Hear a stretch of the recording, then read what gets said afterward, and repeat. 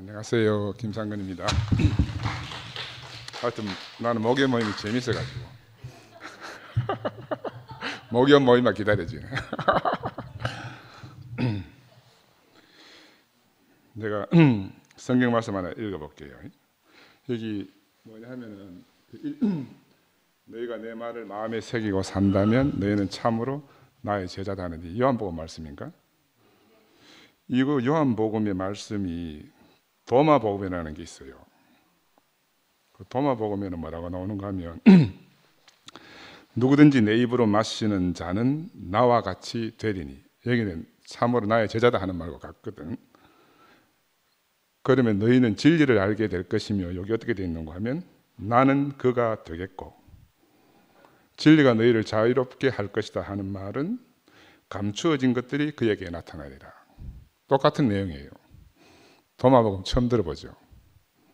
도마가 쓰는 게 도마복음.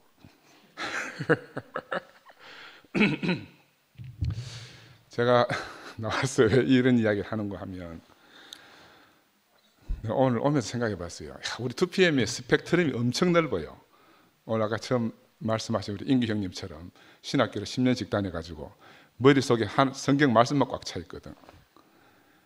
그리고 누님처럼 또 막 뭘 하더라도 하나님께 물어보고 성령이 인도하시는 대로 해야 되는 거라.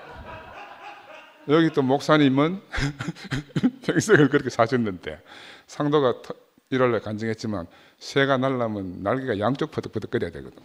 그러니까 오늘 만약에 한쪽에 가만 놔두면 추락하는 거라. 날개가 한쪽으로 돌면은 뱅글뱅글 돌아가 꼬르박는다니까. 그래서 내가 이제 정반대 이야기를 해드리려고. 저는 이런 생각을 한 번도 안 했어요. 한 번도 안 했는데 이런 난리가 생기고 나니까 새롭게, 모든 것을 새롭게 봐야 되겠다. 성경 말씀은 진짜냐? 우리가 복음서라고 말하는 것들이 진짜냐? 새롭게 뒤집어 봐야 되잖아요. 구약 말씀이 진짜인가? 그래서 공부를 이렇게 해보니까 진짜가 거의 없어. 진짜가 거의 없어요. 사복음서라는 거는 우리 김용옥 씨 말대로 하면 구라복음서라. 제자들이 예수를 빙자해서 자기 나름대로 구라를 갖다 붙여가지고 자기가 의도하는 바를 쓴 게 4대 복음서다. 심각하게 말하면 그런 쪽까지 이야기하는데 그 도마복음이라든지 큐복음 이런 것들은 가라사대. 우리 어릴 때, 내가 교회 다닐 때는 선생님이 매일 가라사대 게임을 많이 했거든. 예수 가라사대, 그 가라사대 복음을 많이 했는데, 그거는 예수님이 말씀하시기를, 순서 예수님 말씀만 익힌 거라. 그런데 이 복음서를 보면은 예수님 하신 말씀에 뭘 갖다 덧붙여서 많이, 가장 덜 붙인 게 마가고, 그 다음에 마태는 마가에다가 또 덧붙이고, 누가는 누가대로 덧붙이고, 이렇게 덧붙여 놓은 거예요. 근데 우리는 이걸 다, 오늘도 이거 보면은 바울이 말한 것도 예수님 말씀이고, 예수가 말한 것도 예수님 말씀이라. 우리 들을 때는 어느 게 예수가 했는 말이고 어느 게 바울이 했는 말이 구분이 안 해.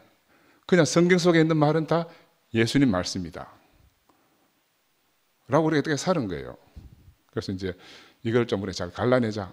이엘리 목사님이 왜 신문대를 했겠어요? 이 스펙트럼이 어디가 이방인 어디 갔노? 저 뒤에 있네. 치엘이 형처럼 생짜 이방인부터 해가지고 여기에 신학교를 10년씩 다니신 분들을 하나로 모으려고 하면 어디서 모아야 되겠어요? 결국은 십자가에 못 박힌 예수 안으로. 거기 딱 가면요, 신학이고 성경이고 다 없어져. 다 없어져요. 사람만 달랑 남는 거라. 참 사람만. 우리가 난 대구에 온 게 그 참 사람 때문에 왔어요. 참 사람을 보고 왔다니까. 근데 여기 와서도 우리가 옛날 옛적에서 내가 막 들러붙어 왔던 거 가지고 아직도 여기서 살면은 정말 답답할 거라. 나는 예수가 말하는 하나님하고 구약에 있는 하나님은 전혀 다른 하나님이거든. 나는 구약의 하나님 별로 안 좋아해요. 지자식만 챙기잖아. 이스라엘 백성만 하고 나머지 사람들 죽이는 걸 눈썹도 까딱 안 하는 거라. 그건 우리의 하나님이 될 수가 없거든. 근데도 신약이 왔음에도 불구하고 아직도 구약의 하나님하고 신약의 하나님하고 막 믹스해가지고 자기 마음대로 말하는 거라. 필요할 때는 구약 갔다가 필요할 때는 신약 갔다가 그게 도대체 뭘 하는지 모르는 거라. 너무 오른쪽으로 많이 갔나요? 그 사실은 우리가 모여서 우리가 성경을 중심으로 해서 하나님의 말씀 듣는다 하지만 사실은 예수를 중심으로 놓고 우리가 인생을 봐야 되는 거고, 예수는 참 사람으로 살다 갔는데 제자들이 이 사람이 이렇게 살다 갔는데 우리가 보기에 참 다른 사람이란 말이에요. 나도 우리 이열레 목사님 만나가지고 보니까 그랬어. 이열레 목사님은 내가 보기에 세상에 다른 분하고 다르다. 그 제자들도 예수를 만났을 때 이분은 나와 다르네. 근데 예수가 죽고 나서 어떻게 됐는가 하면은 AD 한 33년에 죽었다. 죽었으니까 33년부터 복음서 쓰여질 때까지 70년 동안, 한 40년 동안을 이 사람들이 어디 가서 살았겠어요? 이 사람들이, 제자들이 어디 갈 데가 없잖아요. 우리 갈 데 없어가 여기 오잖아. 그리고 이 사람들도 옛날 유대교에서 가던 회당에 맨날 가는 거라, 시나고그에. 거기에 가면은 옛날 유대교 사람들이 늘 자기들 나름대로 예배를 드리는 거라. 예수의 제자들도 그거 맨날 가서 들어. 그 자꾸 그 읽는 걸 듣다 보니까 저 말은 예수님하고 이렇게 연결되면 되겠네, 이걸 40년 동안 한 거예요. 40년 동안. 그래도 이 사람들은 그걸 구체적으로 표현할 길을 못 찾았는데 그냥 자기들끼리 말로서 전달하다가 예루살렘 성전이 쫙 망하고 나니까 제일 처음 정신 차린 사람이 마가다. 마가가 구전되어져 오는 예수의 말씀들을 가지고 자기가 본 예수를 전하기 위해서 드라마를 쓴 거예요. 드라마를. 그래 하나님 아들 예수 그리스도의 복음의 시작이다 라고 엄청난 말씀을 시작을 하고 마지막에는 빈 무덤만 남는 걸로 클라이막스를 딱 때린 거라. 비극으로 끝났잖아요. 웅장하게 시작했다가 마지막 비극으로 끝났어. 그 이스라엘은 다 없어졌어. 성전도 무너지고 다 없어졌어. 그래 어떻게 해야 돼요? 뭉쳐질, 유대교도 없어졌잖아요. 예루살렘 성전 자체가 법계까지 싹 다 없어졌는데 그러면 어디를 기점으로 우리가 뭉쳐지겠나? 예수를 부활시켜야 되는 거라. 예수를 부활시키지 않으면 하나로 모일 자리가 없어요. 그래서 우리는 새로운 인식을 가지고 좀 극단적으로 가더라도 새로운 인식을 가지고 우리가 사태를 보는 게 필요하다. 저는 그렇게 생각하고, 그래서 그냥 일반 종교에서 하듯이 똑같은 거 말고 정말 우리가 예수가 누구인지를 제대로 한번 찾아보자. 나는 그게 정말 중요하다고 생각해요. 하나 이열레 목사님도 그게 답답해서 십자가에 못 박힌 예수로, 거기 바울이 말했잖아. 바울이 함께 죽고 함께 산다 이 말을 했는데 목사님이 그게 자기는 함께 죽은 경험이 없다 그러잖아요. 함께 죽은 경험이 없어서 바울 안에 발견이 안 되니까 마지막에 발견한 게 못 내려오는 이 사람 발견한 거라. 결국은 바울 속에서 예수에게로 가려고 하다가 발견한 게 이거거든. 근데 우리는 그 바울을 뛰어넘어서 진짜 예수에게로 가자. 진짜 예수에게로. 안 가고 싶어요? 가고 싶지. 진짜 예수는 바울 서신 50년대 썼으니까 복음서는 70년대 쓰여졌고 20년이라는 공백이 있어요. 그러니까 이 사람들은 이미 제자들도 오염됐어. 복음서가. 왜? 그리스도라는 말이 복음서에 나오거든. 그리스도를 말하는 사람은 바울밖에 없어요. 여러분 서신서에 나오니까 예수가 그리스도라고 제자들이 고백했다 하지만 그거는 다 드라마라, 드라마. 예수는 이 도마복음 보면요, 어록밖에 없거든. 어록. 예수가 한 말밖에 없어요. 어디에도 죽어서 어디 간다는 것도 없고 어디에도 그리스도라는 말이 없어요. 그리고 도마가 어디에 나오는가? 요한복음에 나오잖아. 요한 공동체도 있고 도마 공동체도 있고 마가 공동체도 있는 거라. 우리처럼 이렇게 모여가 사는 거라. 시나고그 회당에서. 그 도마가 똑똑했는 모양이더라. 도마복음서에 보니까. 왜? 예수하고 둘이 이렇게 밀담을 나눴는데 다른 제자들이 물었어. 네 무슨 이야기하고 왔노? 하길래 내가 말을 하면 네가 나를 죽이려 할 거다. 그 무슨 말이고 하면 방금 여기 말한 대로 네가 내 말을 먹으면 네가 나와 같이 된다. 아마 그 말을 들었을 거라. 그리고 다른 제자들은 그런 사람이 안 되는데 도마만 그 말을 들었으니까 도마가 그 말을 안 했단 말이에요. 그리고 도마는 좀 불교적인 성향이 있는 것 같아요. 도마복음을 쭉 보면은 깨달으라. 요한복음은 믿으라거든. 요한복음은 계속해서 믿으라예요. 아들을 믿어라. 믿는 게 쉽겠어요? 깨닫는 게 쉽겠어요? 믿는 게 쉬워요. 대중화되는 데는 믿는 게 더 좋아. 근데 도마가 말하는 거는 깨달으라거든. 오늘 여기 보면 깨달으라는 말 좀 그런 의미가 있잖아요.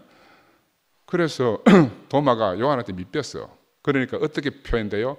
의심하는 도마로 요한복음에 나오는 거라. 야 도마야, 네가 나를 보고도 못 믿겠냐? 찔러봐라, 옆구리에 손 넣어봐라. 그래, 그 수제자인데도 불구하고 요한이 쓸 때는 의심 많은 도마로 낙인 찍힌 거라. 우리가 이런 백그라운드를 알고 성경을 다시 봐야 돼. 나중에 내가 토요 모임 때 좀 이야기 해줄지 모르겠지만, 이런 백그라운드를 알면은 우리가 새롭게 갈라질 게 갈라지고요, 진짜 이 안에서 예수만 찾아야 돼요. 그래야 우리가 이 난리를 갖다 해결할 수가 있어요. 이 난리통이 그냥 여기서 성경 구절만 따라간다고 해서 우리가 이게 회복되지 않아요. 회복되지 않아요. 그래서 참 예수를 찾다가 생긴 문제니까, 진짜 예수를 찾으면 해결돼요. 참 예수를 찾다가 생긴 문제니까요. 그죠? 10분 넘었어.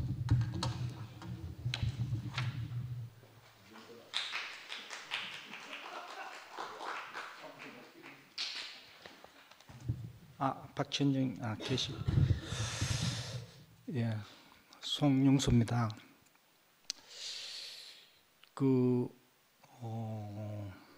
어제 박천형이 아침 저녁으로 형님이 만난다 했는데, 어제도 와가 한 시간 정도 막 이야기를 막 했어요. 했는데 형님 이제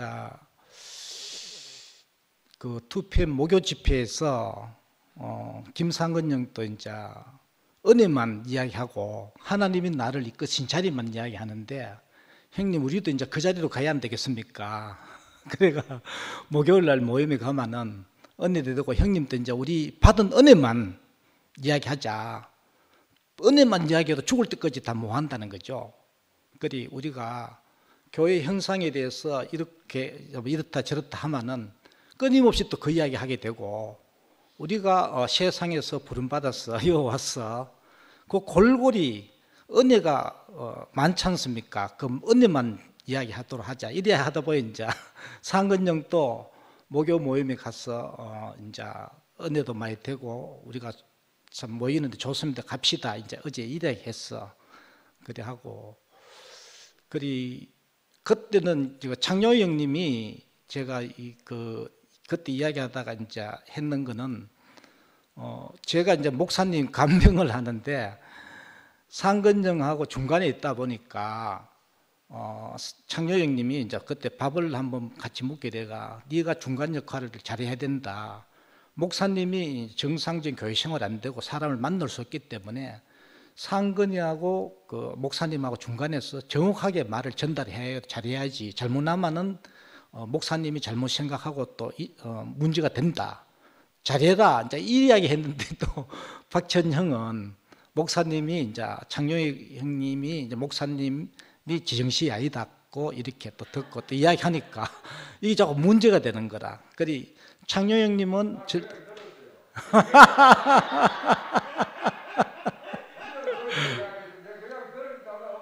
아니 그러니까 창녀 형님은 분명히 나한테 전달해. 내가 또 박천영한테 전달 잘못했는지는 모르겠지만은 이런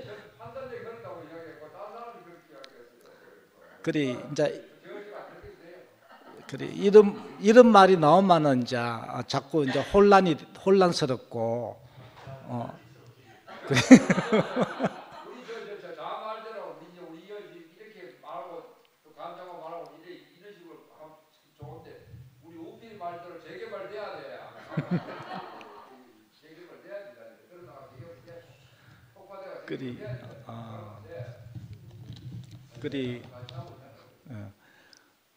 참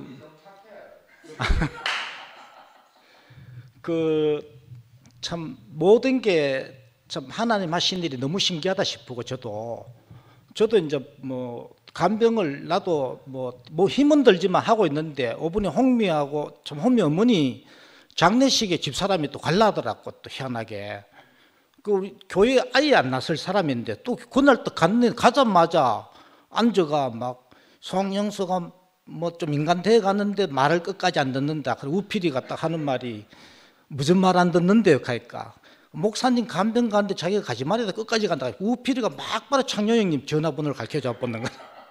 그 이튿날 막바로 전화해가 막 지원구형하고 전화해가 송영서 간병 절대 하면 안 된다고 딱 잘라버려. 그리 올 때 이제 목사님 간병가가 앉아 은혜 받고 있을 시간인데 딱 잘리가 요 왔는 거라. 그래가 그래 오늘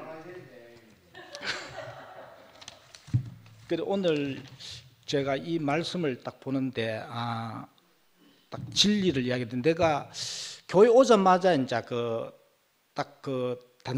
카톡에 산다는 것을 사랑하는 것이다. 그거를 3개월 전에 바꿨어요. 뭐로 바꿨는 그걸 산다는 사랑하는 것이다 해서 진리를 알지니 진리가 너희를 자유케 하리라. 그 말이 내한테 너무 크게 와닿아가지고 그걸로 바꿨고 3개월 전에요. 근데 어제 딱 이걸 보는데 야 이거 참 진리가 무엇이냐 이게 저한테는 너무나 크게 찍혔는 거죠. 그리 현재 교회 현상이기도 하고 2000년 전에 예수와 제자들이 함께 배를 타고 강을 건너고 있는데 갑자기 광풍이 불었더라. 그런데 그 제자들은 요동을 했지만은 전혀 요동치 않는 한 사람이 있었다. 그리 예수였는 거죠. 그리 예수는 어떠한 상황에도 전혀 요동치 않는, 어떠한 바람이 불든 전혀 요동치 않는 자리에 있었다. 그래 예수는 이 상황에서도 빌라도 앞에 있을 있을 때도 이제 진리 안에 자기가 있었다는 거죠. 그래 이 말을 최종윤 형님도 아까 이야기했지만 이 말을 해도 빌라도가 모하를 들기도 하지만은 자기 삶으로 보여주지 않으면 진리를 알 수 없다는 거죠. 그래 우리가 살면서 어떤 이런 바람 저런 바람이 수시로 불잖아요. 이러한 일이 있고 저러한 일이 있고 수시로 일이 있지만은 그러한 일들로부터 완전히 자유하는 자리, 그 자리를 예수가 보여줬다는 거죠. 그래 우리가 이 진리 안에 가지 않으면은 이러한 현상에 저러한 현상에 요동을 치게 되어 있다는 거죠. 그래 모든 환경으로부터 일들로부터 완전히 자유하는 자리, 전혀 문제가 되지 않는 자리. 그러니까 우리 살면서 이런 저런 일이 있지만은 그러한 일들로부터 전혀 휘둘리지 않고 요동치 않는 그 자리를 예수가 줬는데 아까 상근정도 이야기했지만은 제자들이 그거를 복음서에 적으면서 명확하게 못 드러냈기 때문에 아직까지도 우리가 믿음 생활하고 교회 생활하고 있으면서 요동을 친다는 거죠. 그리 참 복음은 예수 자신이고 그 예수 자신 안에 우리가 포함될 때 모든 환경으로부터 자유하게 된다 이렇게 알아지니까 야 이게 너무 은혜가 되고 저도 뭐 사실은 11시에서는 이 진리를 십자가에 못 박혀 내릴 수 없는 예수의 자리가 내 자리다 이렇게 표현하는데 모든 것이 끝나더라 이렇게 이제 11시에서는 진리다 하고 진리를 표현하고 있고 2PM에서는 이제 또 상근영이 이 진리를 어떻게 완전히 드러낼지 나타낼지 이제 너무 궁금한 거죠. 그리 이 진리 안으로 예수가 있는 이 진리를 우리가 완전히 알 때 모든 환경으로부터 요동치 않고 요동치 않고 이제 혼란에서 자유케 된다는 거죠. 그리 우리가 참 이 자리를 아는데 모든 것이 지나온 것들이 다 골고루 은혜였고 은혜밖에 이제 남지 않는 그 자리가 이제 발견되고 은혜만 말할 수 있는 이 교회 안으로 인도하신 주님을 찬양합니다.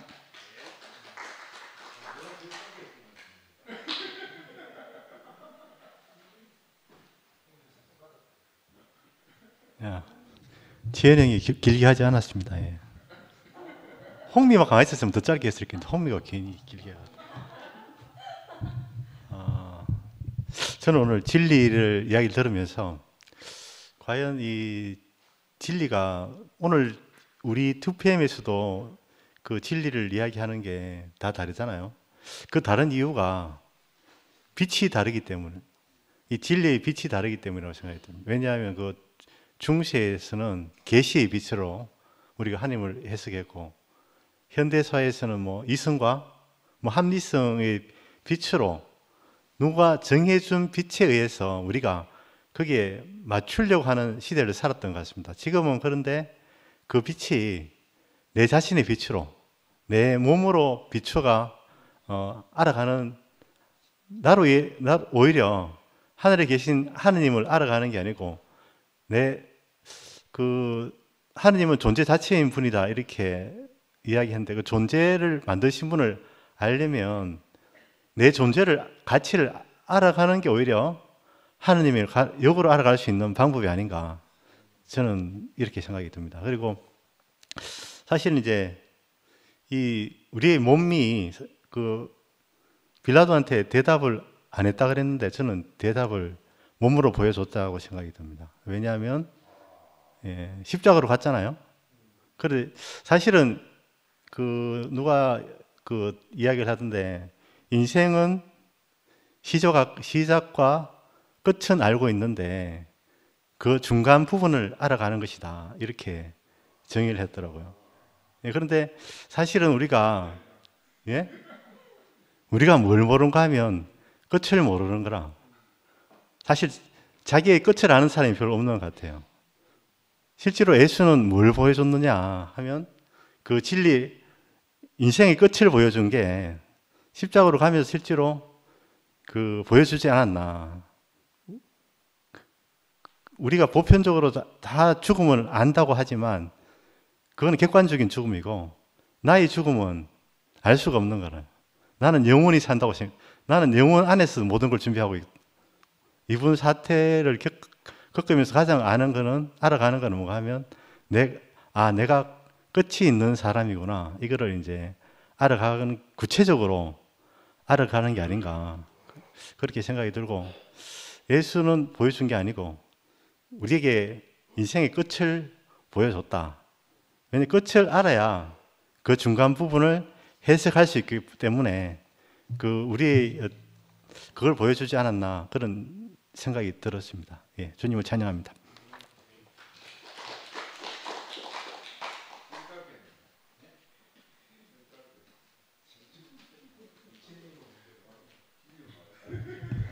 저는 이제 우리의 이제 이 논의를 좀 더 이렇게 효과적으로 하기 위해서 몇 가지 이제 제 생각을 말씀드리고 싶은데, 일단 첫째는 아까 형님이 한쪽 날개만 퍼덕이면 추락한다고 이제 전혀 반대쪽 이야기를 하시면서 내가 오른쪽은 너무 나갔나 이 카더라고.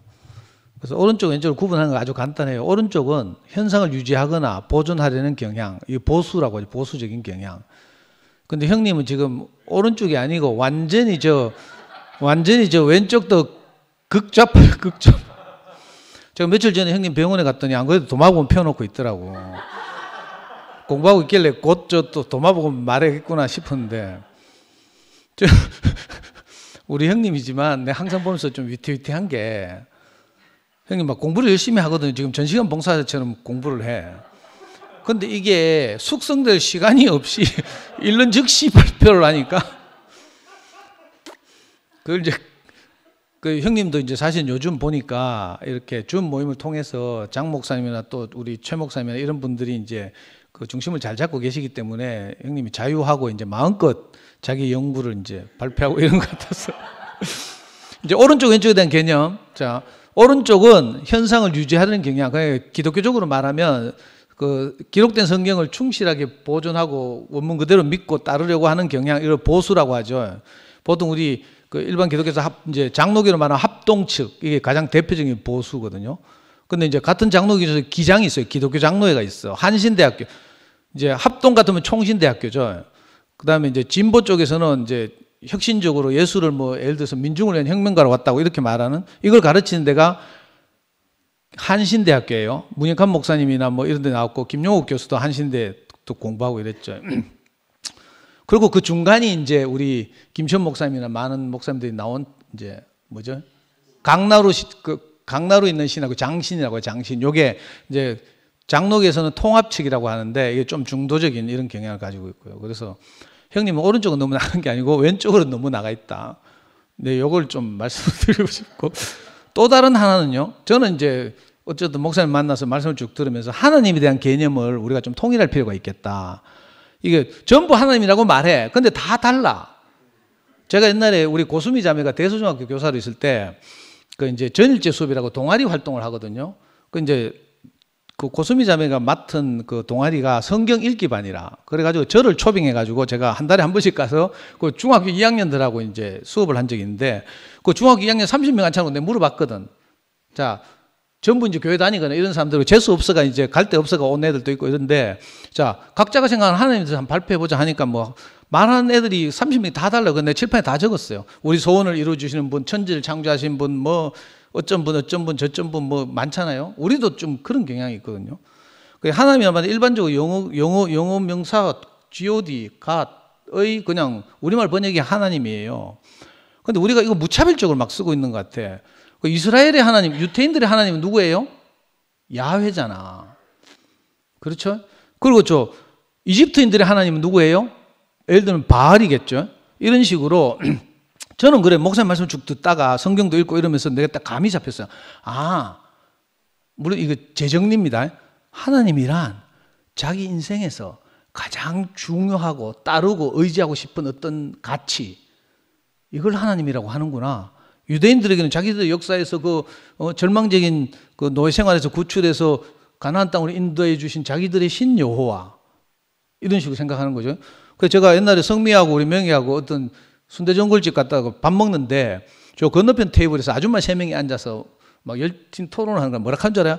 야, 뭐니 해도 뭐니가 최고야, 이 카드라니까. 아줌마들 3명이 토론을 하면서 돈이 가장 중요하다고 생각하는 거죠. 이런 분들에게는 돈이 자기들의 하나님이에요. 이걸 보고 이제 철학적으로 어렵게 말하면 물신주의, 만모니즘이라고 부르잖아요. 그런 것처럼 이제 그러니까 저는 이렇게 정리하고 나니까 세상 모든 사람들이 사실은 하나님을 믿는 거라. 각자의 하나님을. 자기 인생에서 정말 어떤 사람은 육신적으로 남편을 정말 그렇게 생각하는 사람도 있더라고.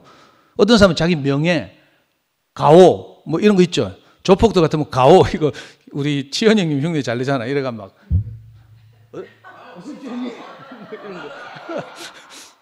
그러니까 사람마다 정말 중요하게 생각해요. 어떤 사람은 자존심을 정말 자기 인생에서 가장 소중한 가치로 삼아요. 그럼 뭐 자존심이 자기 하나님이라. 저는 우리 청소년들 보면요, 게임이나 아이돌을 자기 인생에서 지금까지 열몇 살을 살면서 가장 중요하게 여기더라고. 엄마들이 게임 못하게 막 키보드 뽑아가지고 출근하잖아요. 그 어디서 키보드 구하는지 하여튼 알아서 게임을 다 해. 그거 안 하면 안 되거든. 너무 중요하니까. 제가 명희 키울 때 보니까 명희 고등학교 때인데 일마 이게 있잖아요. 내가 분명히 휴대폰은 주말에만 사용하도록 내가 딱 우리 집에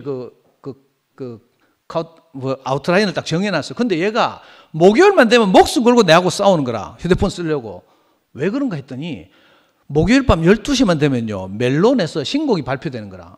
우리 명경이는 SG 워너비의 광팬이었는데 그 당시 아이돌 중에 지금 이제 우리 33살이니까 그 역사를 되돌아보면 그렇죠. 요즘은 뭐 방탄이니 뭐 이런 애들이지만, 그러니까 우리 명희는 SG 워너비를 너무 중요하게 생각한 거라. 요즘 들어서 내가 명희한테 미안하다고 이야기했는데 이번에도 왜 그 지영이 합창 발표한 데 가니까 그 합창단이 SG 워너비의 라라라라는 노래를 부르더라고.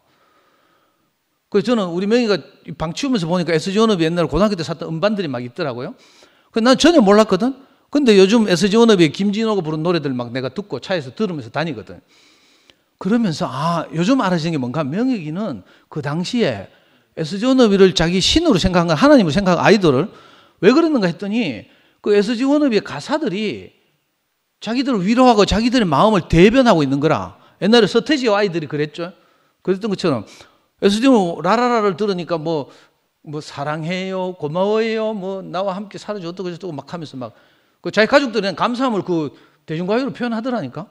그러니까 하나님이라는 개념에 대해서 우리가 좀 진지하게 고민해 볼 필요가 있다. 무조건 성경에 적혀 있다고, 창세기에서 하나님이 천지를 창조하셨다고 한다고, 성경도 그렇잖아요. 천지를 창조하신 하나님 할 때는 뭐 우리가 목사님한테 들어맞으면 엘이라고 표현해요. 전능자라고 표현하거든. 그런데 창세기 12장에서 아브라함을 불러내신 하나님은 야훼라. 그죠? 뭐 또 엘샤다이도 있죠. 뭐 여러 다양한 하나님의 이름이 등장해요. 자, 오늘 우리는 누가 내 하나님인가에 대해서 다시 진지하게 생각했으면 좋겠다. 형님 같으면 뭐 예를 들면 뭐 카레이싱이 하나님이거나 뭐 아니면 뭐 멋이라고 했지 아까 멋이 하나님이거나 이런 거잖아요. 자, 그런 것처럼 이제 근데 우리 여기 모이는 형제들은 공통적으로 목사님을 통해서 뭘 만나고 들었잖아요. 예수의 아버지 하나님이 예수를 저렇게 진실하게 조성하셨다. 그리고 우리는 이제 목사님을 보니까 예수의 아버지 하나님을 목사님이 계속 표현하고 이런데 목사님 건강하실 때 이야기입니다. 뭐 목사님 건강하실 때 보니까 정말 진실하게 사람들을 정말 존재적으로 대하고 이런 걸 봤단 말이에요. 그걸 만났단 말이에요. 그러니까 내가 목사님의 하나님을 나는 따르는 거예요. 나는 이스라엘 하나님, 유태인들의 하나님을 따르는 게 아니고 같은 하나님이라는 말을 쓰는데 현실적이고 구체적으로 나는 목사님과 형제들의 하나님을 지금까지 따랐어요. 저는 어릴 때 장로교를 다녔지만 장로교 우리 형이나 저는 장로교의 영향을 별로 안 받았는가 봐. 이방인처럼 자꾸 생각하잖아요. 뭐 이걸 어떤 사람들은 인본주의라고 또 갈로 딱 해가 치부해. 그리고 또 반대쪽 사람들은 하나님 이야기하고 성경을 문자 그대로 말하면 신본주의라고 또 해. 사실은 인본주의도 아니고 신본주의도 아니고요. 누가 표현했죠? 바울이 표현했나? 그는 참 하나님이시고 참 사람이시다. 이 말이거든요. 이 말을 잘 생각해야 된다니까. 우리가 십자가 앞에 간 예수를 보면 정말 참 사람이지만 그를 통해서 하나님이 나타나신 걸 보면 참 하나님인 거라. 자, 이건 경험이 있어야 알 수 있는 사실인데 제가 이거 꼭 말씀드리고 싶고요. 또 하나는 뭐더라? 내가 세 가지를 말씀드리려고 했는데 그래. 우리 오늘 주제가 진리잖아요. 진리. 예수님이 뭐 빌라도가 예수님한테 물었대. 진리가 무엇이냐고 물었더니 대답을 안 했대. 그 어디 복음 요한복음이 나온다고요. 오늘 텍스트에는. 마가복음에 보면 빌라도가 뭐라고 묻는가 하면 네가 유대인의 왕이냐 이렇게 물어요. 그러니까 그렇다 내가 그다 뭐 이렇게 말하고 또 어떤 성경에는 네가 그리스도냐 이렇게 물으니까 내가 그니라 이렇게 말했대. 그래서 복음서마다 조금씩 다르게 이렇게 표현되어 있잖아요. 그래서 진리란 말에 대해서 우리가 이렇게 의논을 할 때도 사실은 저는 이제 예를 들어서 자, 내가 불교도다 이러면 진리가 뭐예요? 붓다가 진리라니까. 석가모니 안에서 최초로 나타난 부처님의 마음, 그게 붓다지. 붓다. 예수 그리스도인 것처럼 석가모니 붓다, 시타르타 붓다지 사실은. 그죠? 자, 또 노장사상 영향을 받은 우리 교회 출신들 그런 분들 있죠. 노장사상 영향을 받은 분들은 삼봉원이나 하는데 올라간 길은 여럿이다 이렇게 말해요. 무의자연이다 뭐 이렇게도 말하고. 진리는 여러 가지가 있다 이런 말이거든. 자, 중요한 게 뭔가 하면 저는요, 우리는 적어도 성경의 영향을 받았잖아요. 어쨌든 간에 뭐 그죠? 그러니까 여기에는 진리를 논의하기 전에 난 먼저 뭐가 필요한 건 당파성이라는 게 필요하다는 생각을 해요. 당파성이란 말은 원래 우리 형 딱 보면 부르주아적 당파성이 그냥 드러나 보이잖아. 남편분이 어떤 형제가 상도형이 있어야 되는데 농조합을 만들 낀데 이 카더라고. 저를 보면 딱 그런 빼딱한 당파성이 딱 보이죠. 그러니까 사실은 이거 당파성의 개념은 이제 원래 그 생내주 그 사람이 갖고 있는 계급의 특성을 말하는데 저는 그걸 말하려고 하는 게 아니고 우리가 적어도 뭐 기독교인이잖아요. 뭐 기독교인이 아니라 하더라도 하여튼 하나님을 예수를 또는 따르는 공동체잖아요. 그러면 이 공동체만의 당파성을 가지고 진리를 논의해야 확산되지 않는 거라. 우리가 여기 절이라면 아니면 뭐 저 법륜 스님을 따른다면 좀 다른 논의를 하겠죠. 야단 법석이라고 하잖아요. 그러면 나는 부처님의 말씀을 이렇게 들었습니다. 여시 안문 이렇게 말하되 나는 부처님의 말씀을 이렇게 들었습니다. 제자들이 부처님에 대해서 화답할 때 항상 이렇게 말해요. 나 이게 정말 정상적이라고 생각해. 나는 이렇게 들었습니다. 우리도 마찬가지로 말씀을 선포하는 말씀을 듣잖아요. 그럼 우리가 기독교적 당파성을 가지고 나는 말씀을 이렇게 들었습니다. 이게 간증이죠. 그래서 진리가 너무 광범위하고 뭐 물 흐르듯 한다고 하는데 사실 맞죠. 그리스도란 말이 원래 기름 부음 받은 자 기름을 머리에 부으면 주르르 흐르잖아. 여기서 이제 유래해서 어떻게 보면 물 흐르듯이 이렇게 흘러가는 거죠. 저는 거기에 대해서 전적으로 동의하는데 예. 적어도 우리가 진리에 대해서 논의하려면 이 먼저 당파성을 전제하고 논의하지 않으면 이거 백날에도 해답이 안 나온다 이런 생각이 듭니다.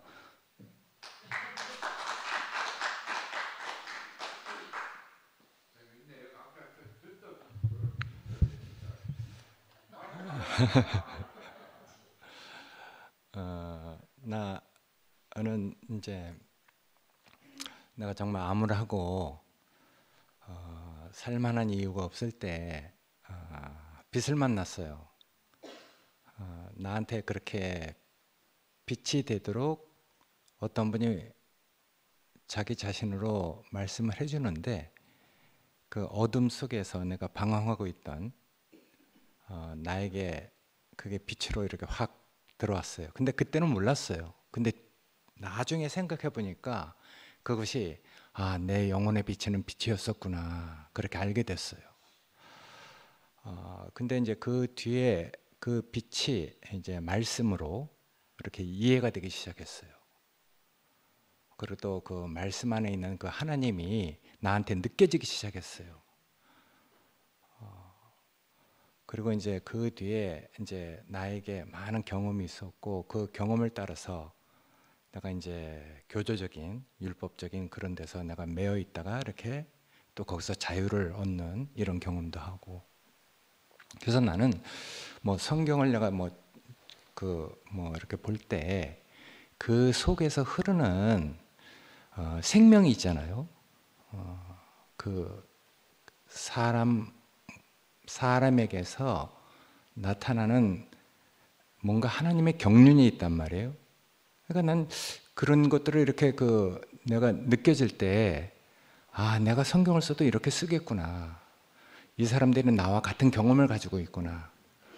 그래서 난 뭐 어떤 문자나 뭐 이런 걸 이렇게 읽는 게 아니라 성경 속에서 흐르는 생명의 흐름, 사람에게 두고 계시는 하나님의 마음, 이런 것들을 보고 또 그런 것들을 경험한 그 제자들, 그 사람들이 이렇게 느껴지기 시작했거든요. 그래서 나는 이제 빛, 말씀, 생명, 또 그 안에 하나님이 계시고, 그래서 창세기에는 태초에 하나님이 천지를 창조하셨다, 그리고 나서 이제 빛이 있으라 이렇게 쭉 했지만은 요한은 태초에 말씀이 계셨다, 이 말씀이 하나님과 함께 계셨으니 이 말씀이 곧 하나님이시라, 그 안에 생명이 있었으니 이 생명은 사람들의 빛이다, 빛이 어둠에 와서 빛이 돼 어둠 속에 있는 사람들이 그걸 깨닫지 못하더라, 이렇게 이제 자기 간증을 얘기하는데, 그래서 나는 참 그런 배열이 난 너무너무 신기해요. 그래서 나는 분명히 내가 그 빛을 보고 나중에 이제 말씀을 통해서 그때 희미했던 어떤 미진했던 것들이 어느 날 무슨 과정을 거쳐서 정말 이렇게 막혀 있을 때, 내가 정말 가난했을 때 새벽별처럼 떠오르고 생각나게 하는 그런 이건 뭐라고 얘기해야 되나? 하나님의 성령? 하나님의 사자? 뭐 하여튼 뭐라고 얘기해도 난 그게 다 맞다고 생각하는데, 그럴 때 내가 또 뭔가 묶여있는 데서 또 자유하게 되고 풀어지게 되게서 이렇게 흘러왔어요. 그래서 난 나에게 누가 너 빛이 무엇이냐 이렇게 물어보면, 진리가 무엇이냐 이렇게 물어보는 것처럼 참 난감할 것 같아. 빛이 무엇이냐? 난 분명히 빛이 있는데, 그리고 새벽별처럼 떠오르게 하는 그게 있는데, 그런 것들이 지금 나를 나대게 한 것이거든요. 그러니까 난 성경을 볼 때 뭐 객관적인 어떤 여러 가지 평가가 있는데 그렇게 보는 게 아니고, 나는 거기서 하나님의 사람에게 대한 그 마음, 그리고 또 그런 하나님을 만나서 나와 같이 정말 생명을 얻은 이런 사람들, 그리고 또 그 안에서 이제 관계를 통해서 그들이 뭘 증거하려고 했었던가, 그리고 또 그때의 그 상황은 어떤 것인가, 이런 것들이 이렇게 느껴지니까 그냥 나만큼 이렇게 얘기하게 되는데, 도마복음 난 아직 읽어보지 못했는데, 하여튼 그 분이 도마복음 하여튼 이렇게 한때 사회적인 하여튼 큰 하여튼 관심을 갖기도 하고 했는데, 잘 모르겠지만은 어쨌든 나는 빛을 만난 건 분명하고, 그리고 또 내가 나된 것은 내가 나로 말미암은 것이 아니고 정말 그분으로 말미암아 내가 이렇게 됐기 때문에 그건 내가 부인할 수 없어요. 근데 내가 이제 그 객관적인 이런 그 진리에 대해서 또 그 객관적인 그 뭐 많은 예수에 대해서 또 하나님의 경륜에 대해서 이렇게 쭉 얘기를 하는데 그런 걸 들으면 왠지 고구마 10개 먹은 것처럼 좀 답답해. 예, 그래서 나는 이런 객관적인 하나님에 대해서 뭐 관심이 없는 건 아니지만은 지금 나는 하여튼 그 이제 나에게 어떤 분인가 그것이 이렇게 그 중요하고 또 이런 어떤 그 환경 안에 놓이면서 어떤 상황들을 이렇게 거치면서 더욱더 하여튼 내가 어떤 삶을 살아야 되고 어떤 길 안에 놓여 있는 것만은 분명히 내가 알겠어요.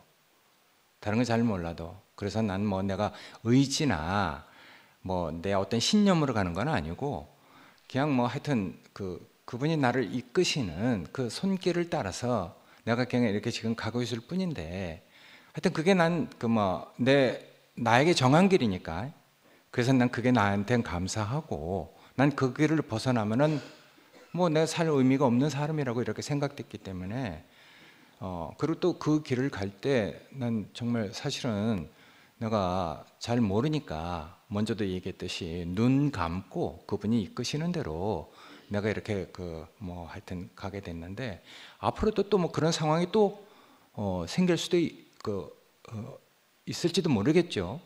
그러나 그때는 뭐 또 내가 지금 하여튼 그분이 나를 이끄시는 그것이 나한테 구원이고 나한테 그것이 안식이고 나한테는 그것이 정말 그 누구도 뺏어갈 수 없는 내 속에 그 평안을 주시는 그런 길이기 때문에 어떤 상황, 외적인 어떤 상황은 또 늘 우리가 잘 모르잖아요. 그런 상황이 올 땐 난 역시 마찬가지로 내가 또 뭐 먼저 눈을 한번 감았으니까 눈을 한번 감아본 사람 참 쉬울 것 같아. 그래서 난 그때 또 눈 감고 그분이 이끄시는 대로 내가 잘 모르지만은 어떤 길을 갈 사람으로 난 내 운명이 이렇게 정해졌구나 이렇게 알게 됐습니다. 그래서 나는 내가 빛을 만난 사람이지만은 그 빛이 무엇이냐 이렇게 물어보면은 참 내가 잘 대답은 할 수는 없습니다.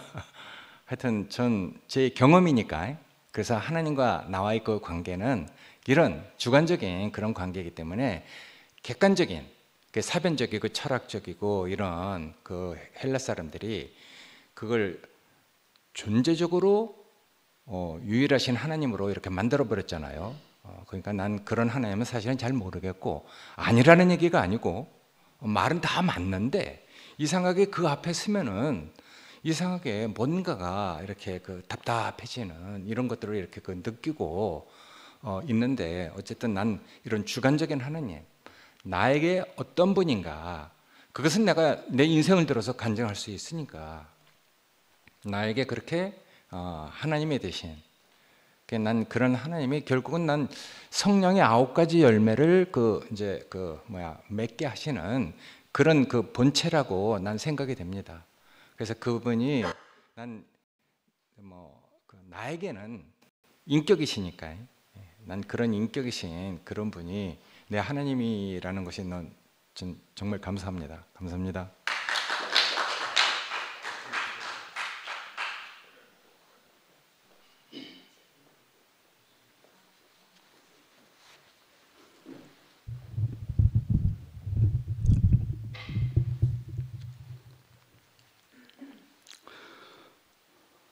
인류 역사 이래 예수뿐 아니라 전 인류의 화두가 진리라는 말 때문에 전쟁 다 터졌어요.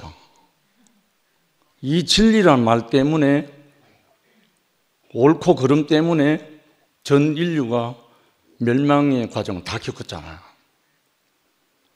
근데 진리 밤새도록 해봐요. 그건 뭐 나오나? 관념, 개념이 다 다르기 때문에 다 다른 거라. 근데 예수가 하신 말씀은 내가 곧 길이요 진리요 생명이니 나로 말미암지 않고는 아버지께로 올 자가 없다.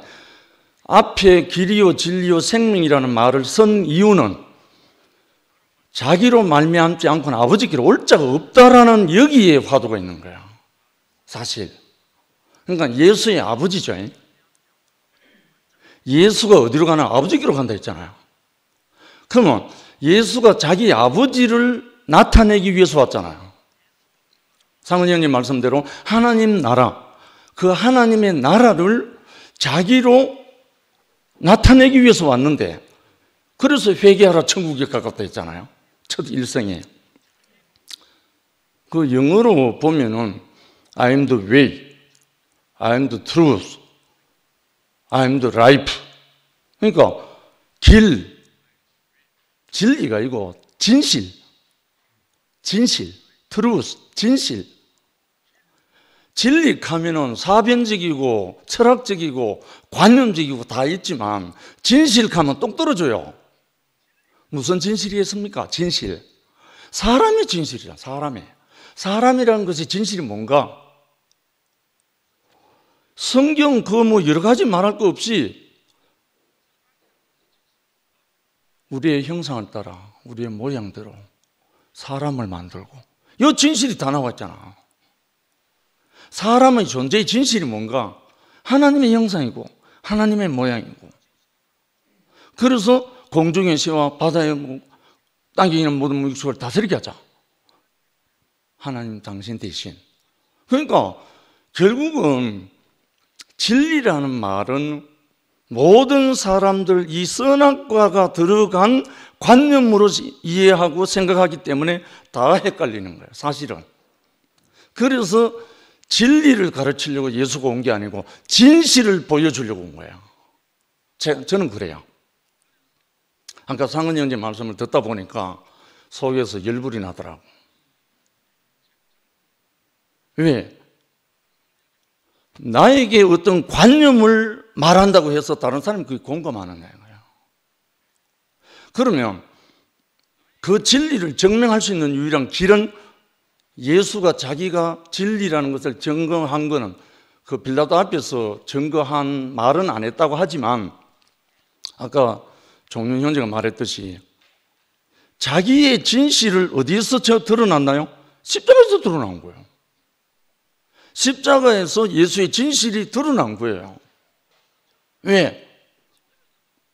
다 끝났다 해도 좋고 다 이뤘다 해도 좋고, 결국은 예수라는 한 사람은 아버지여 내 원대로 마옵시고 아버지 원대로 하옵소서 하는 이 피조물의 진실을 폭로하고 드러난 거잖아요. 그게 우리가 예수를 아는 그 자리잖아요. 분명히 요한복음 8장 31절 32절에 보면 진리를 알진 진리가 너희를 자유케 하리라, 자유케 하리라. 우리말로는 진리라고 해놨지만 사실은 트루스이기 때문에 진실인 거예요. 진실을 알고 나면 거짓에 안 속죠. 진실을 알고 나면 선악의 지식에 헤맬 수가 없죠. 왜? 하나님같이 되는 게 아니니까. 선악과를 너가 먹으면 선악을 하느니 하나님같이 되겠다. 이래 나왔으니까 속았죠, 사실은. 그러니까 이 진실이란 말로 딱 정립이 되면 심플하고 시원해져요. 깨끗해져요. 우리 목사님 뭐라고 말했어요? 나는 왜 예수를 따르는가 이랬잖아요, 처음에. 나는 예수가 진실에서 따른다, 이 말을 했거든요. 난 그 말씀이 너무 좋아서, 예수가 진실에서 따른다는 분은 그 사람도 진실할 거니까. 그래서 저는 쭉 그 말씀에 의지해서 따라왔거든요. 그런데 어느 순간에 주의 손에 이끌려 오셨던 분, 예수가 진실에서 따른다는 분, 진실이 안 드러나고 술수가 드러나더라고요.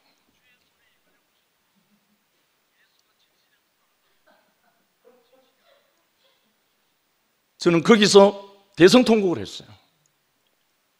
이럴 수가. 그럼 예수가 진실에서 따르는 분은 진실이잖아요. 그리고 우리가 예수를 왜 따르는 삶을 살아왔는가?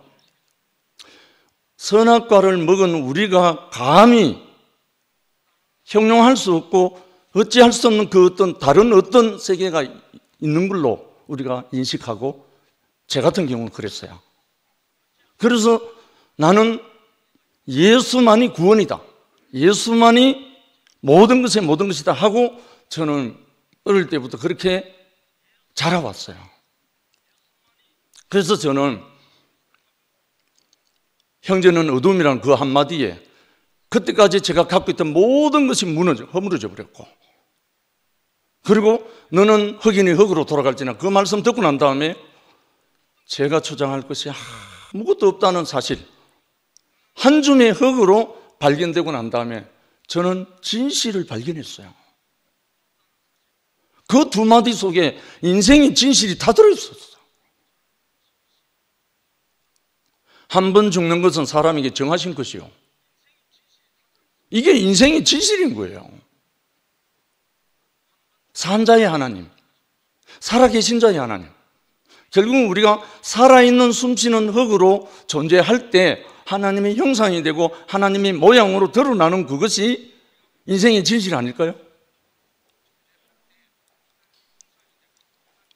아무튼 이런저런 여러 가지 상황은 있지만 각자의 관념과 각자의 그 어떤 개념으로 말은 할 수가 있어요. 그러나 이 진리를 논하려면 그의 삶이 진실이 드러나면 다 드러납니다. 그 진리는 삶을 통해서 증명되는 거거든요. 그것이 바로 예수에게서 마지막에 드러난, 십자가에서 예수의 모든 것이 다 드러난 그 진실이었습니다. 주님을 찬양합니다.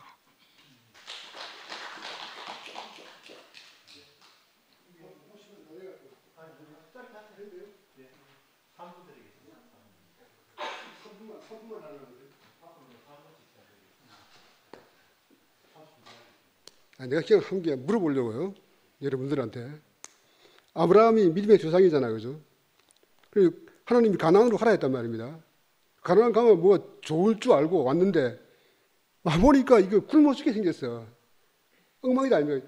도저히 아무리 생각해도 살 수가 없으니까 다시 지가 살기 위해서 애굽으로 내려갔단 말입니다. 내려가 보니까 또 거기는 바로 왕이, 애굽의 왕이 딱 버티고 있고 해갖고 겁이 나니까 자기 마누라를 팔아먹고 지가 살기로 했단 말입니다. 아브라함이 믿음의 조상입니다. 우리가 이 얘기에 대해서 하나님이 우리에게 주시고자 하는 교훈이 무엇인지 그거 한 가지 하고, 두 번째, 제가 우리 애가 병원을 한 개 만들었는데 아주 잘 된대. 잘 되면 뭐하냐? 우리 마누라한테 내가 한 달에 타서 쓰는 게 30만 원 뿐입니다. 당신 이 30만 원만 갖고 살아 이거지. 썩지라서 도저히 안 되겠어. 그러면 나머지 다 뭐 할 건데 그건 모르겠고.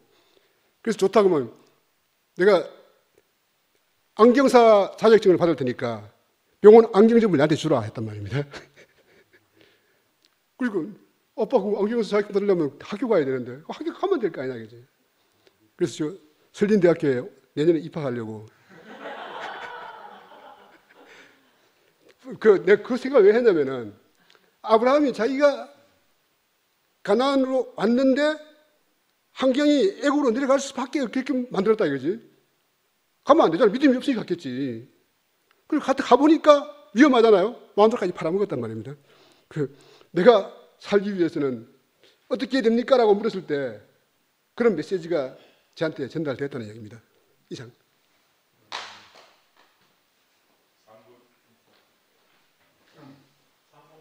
아이고, 우리 순태 형님하고 우리 김상도를 보니까 내가 오른쪽으로 계속 가도 되겠다는 싶은 생각이 좀 왼쪽으로 왼쪽으로 계속 가도 안심이 되겠다.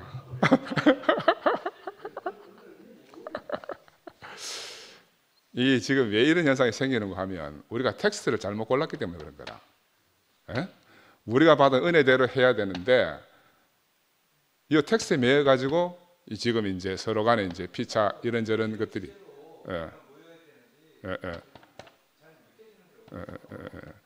그래서 생긴 현상이다. 그 순태형님 아까 이제 눈을 감고 또 이제 인도하신 대로 간다는 그 말을 들으면서 제가 얼핏 생각드는 게 이제 우리 어머니가 양눈이 모셨잖아요, 그죠? 돌아가시기 전에 처음에 한쪽 눈 멀고 그다음 한쪽 눈 멀고 나중에는 이제 사지가 마비됐는데 두 눈이 멀었을 때 내가 그때 이제 처음으로 출근하다가 갑작스럽게 돌아와서 우리 어머니를 갖다가 내가 안아봤다니까. 처음으로 안아봤어요. 어머니 사랑합니다 하고 안아봤거든. 나는 그러면 그냥 우리 어머니를 살짝 안을 줄 알았는데, 내가 출근 시간인데 내 허리가 부러질 정도로 자꾸 안 놓는 거라.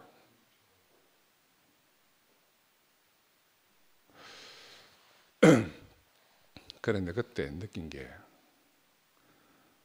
우리 어머니가 눈을 감았는데 비로소 내가 눈이 떠여지는 거다.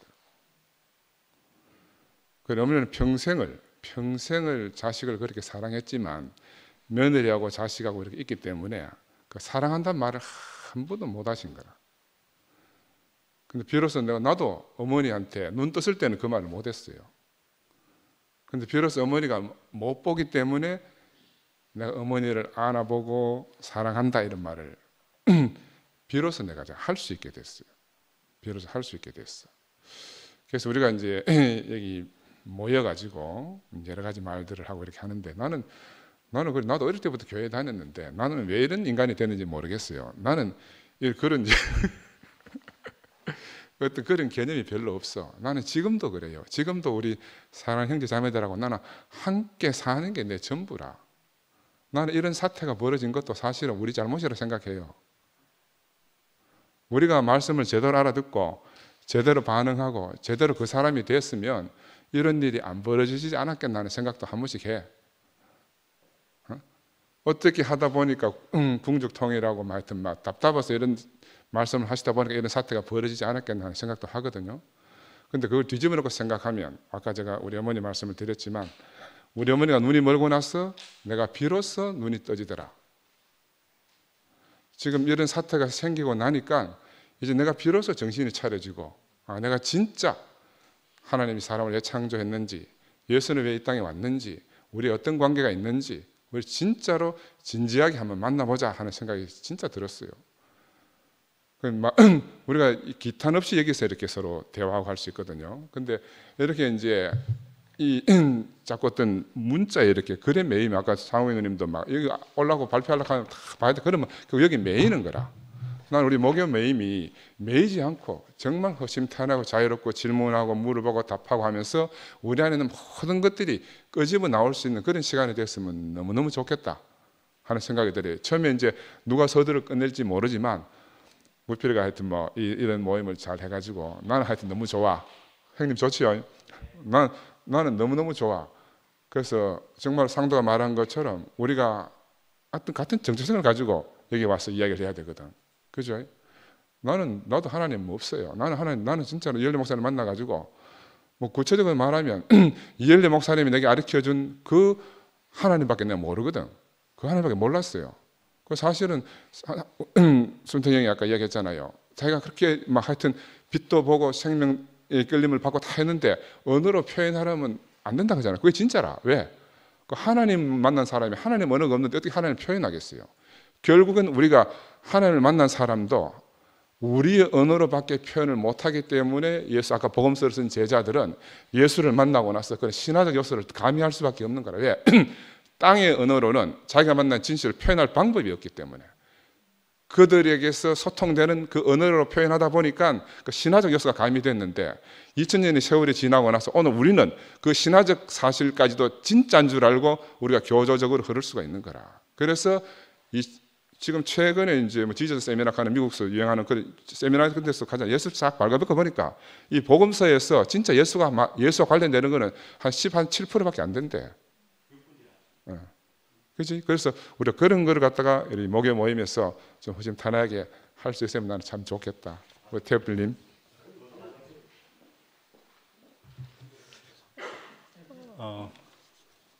저는 좀 더 이 교제에 대해서 저는 한 번씩 다 좀 깊이 읽고 오면 좀 더 좋은 교제가 되지 않겠나, 저는 이렇게 생각이 드는데 이 부분에 대해서 좀 깊이 좀 생각해 보도록 하겠습니다. 그리고 오늘 저는 이 진리와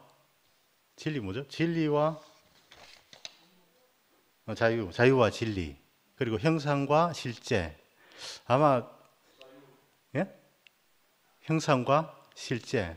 사실은 이 형상하는 게 아마 우리가 예전에 있던 그 형상이 아니고 우리의 어떤 관습이라든가 우리가 알거나 모르게 우리를 짓누르고 있는 어떤 형상에 있다고 생각이 들어요. 그래서 사실은 그 형상 때문에 이런 문제가 생겼다고 생각이 들고, 우리가 참 알고 있는, 영원히 알아야 될 것은 사실은 실제라 하는 게 하루아침에 찾을 수 있는 게 아니고, 만약에 그 시모티처럼 하루아침에 찾을 수 있다면 이런 문제가 안 생겼겠죠.